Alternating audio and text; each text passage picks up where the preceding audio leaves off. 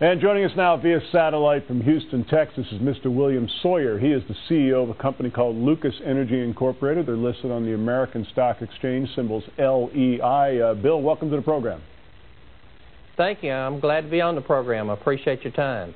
Well, now, Bill, Lucas Energy describes itself, you're a Houston-based oil and gas company, and you like to look at underperforming, plugged, and maybe even abandoned wells. Can you give us a general overview of the company, please? Yes. In about 2004, Jim Cernan and I decided we wanted to do something different in the oil business.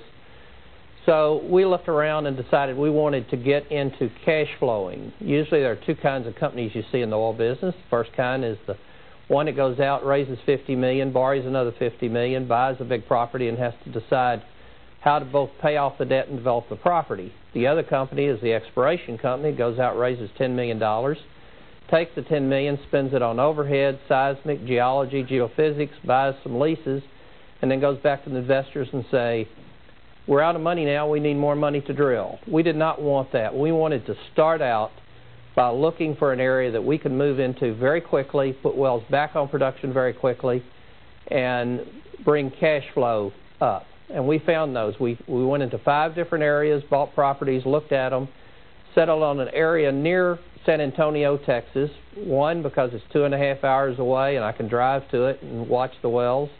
Number 2, because it's onshore United States, which we think is a big advantage.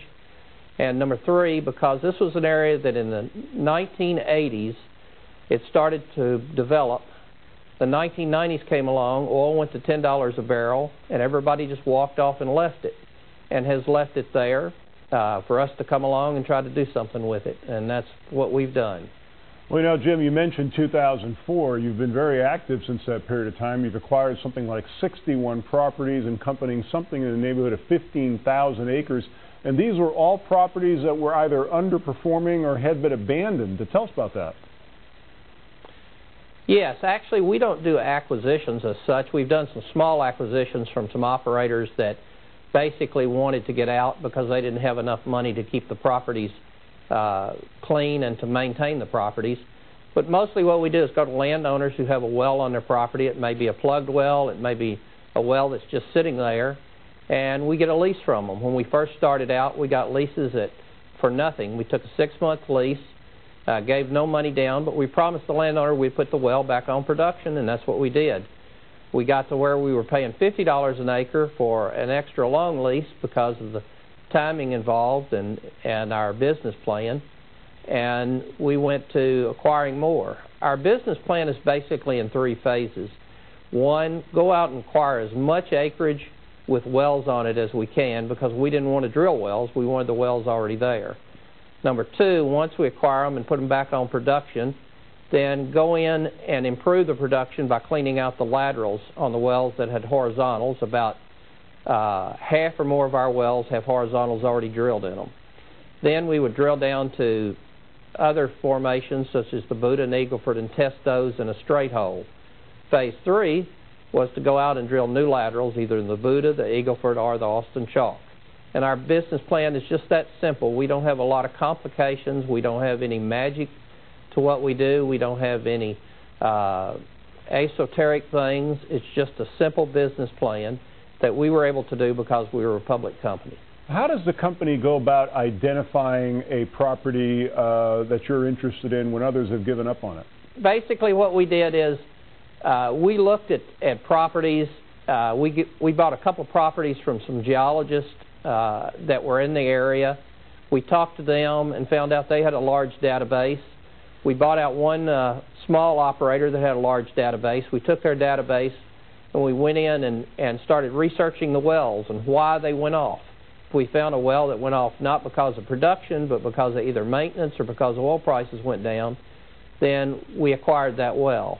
We stay away from wells that don't produce a lot of oil versus water. If the well produces a lot of water, then we generally stay away from it. And we do very, very simple type economics that say if this will pay out at the minimum production, if it will pay out at $30 a barrel within 90 days or 6 months or a year, then that's the kind of well we want. Once again, the company's Lucas Energy. They're listed on the American Stock Exchange, LEI. For more information, you can call us toll-free from anywhere in the world you're watching the program, 888-259-4449.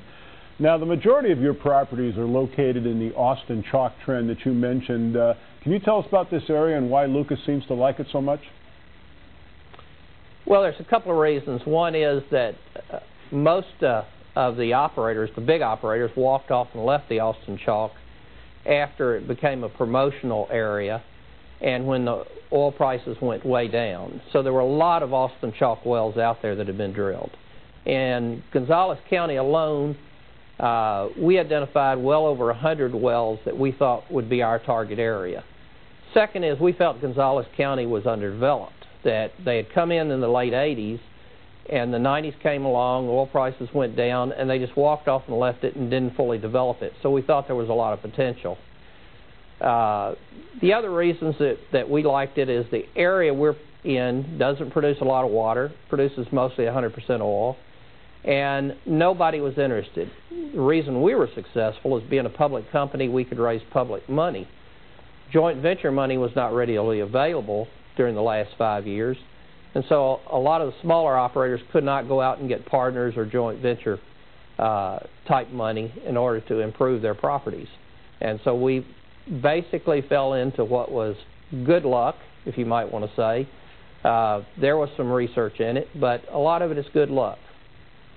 Well, you know,